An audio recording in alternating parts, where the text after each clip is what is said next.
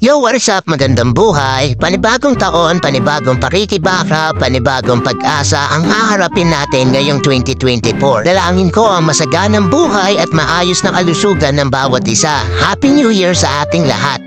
Bago matapos ang taon ay may kanya-kanya tayong plano ng year-end ride.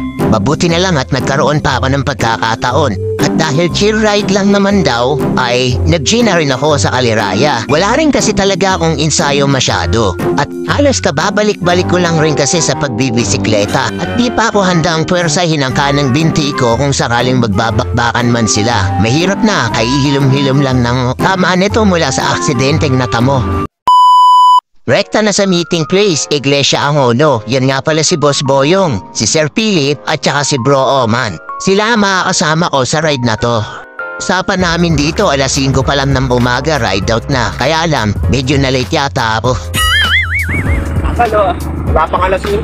Wala ako kakachat nyo alam sa akin. Pambihira, late na nangangatwirang feno. Napakarami na ring siklista sa mga oras na to.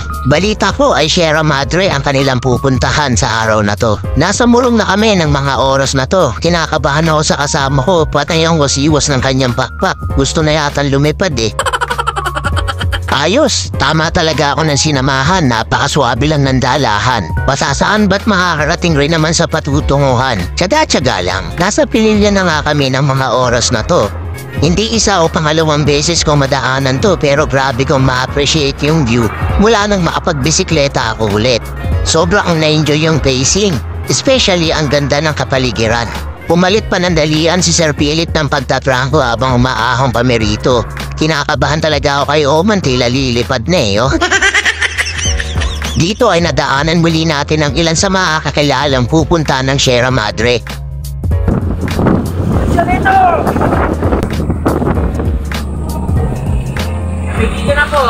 Sa kayo, ingat. Ingat.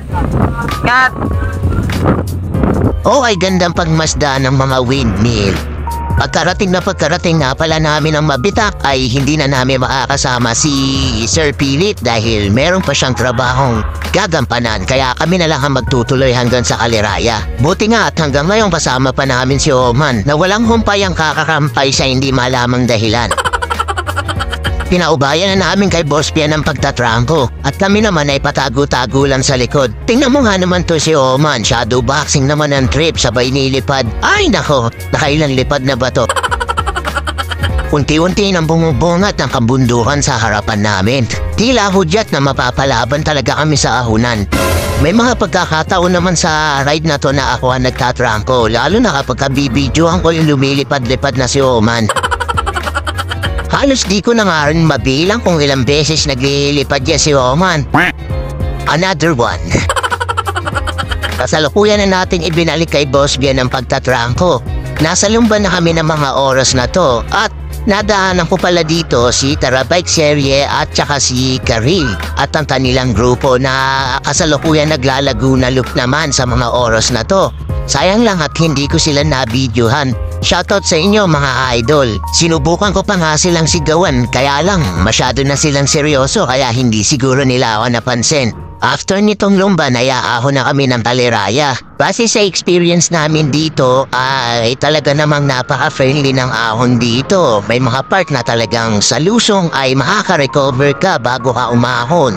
At yun nga, banayad ang ahon at ang kagandahan pa rito ay nababalot ng puno ang bawat kapaligiran. Kaya naman kahit napakainit ay hindi mo masyadong mararamdaman. Hanggang sa unti-unti nang yumakap ang sarap ng pakiramdam at pamawi ng pagod dahil sa taglay na kagandahan ng tanawin dito sa Kaliraya.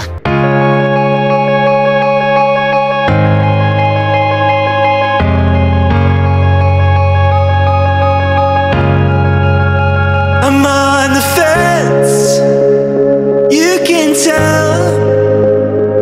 I don't hide my indecision very well.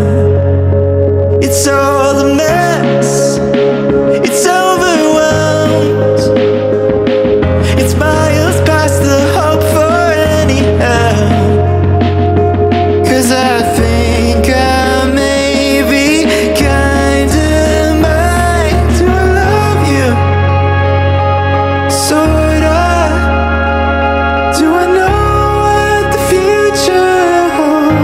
At dahil narating na nga namin ang marker na to, sa palagay ko okay na kami dito.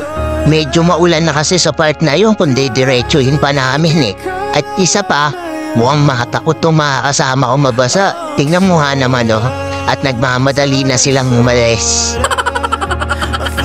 So paano? Ganon-ganon na lang yun. Hanggang dito na lang ang video. Bye-bye! There's no easy way to say you have it all.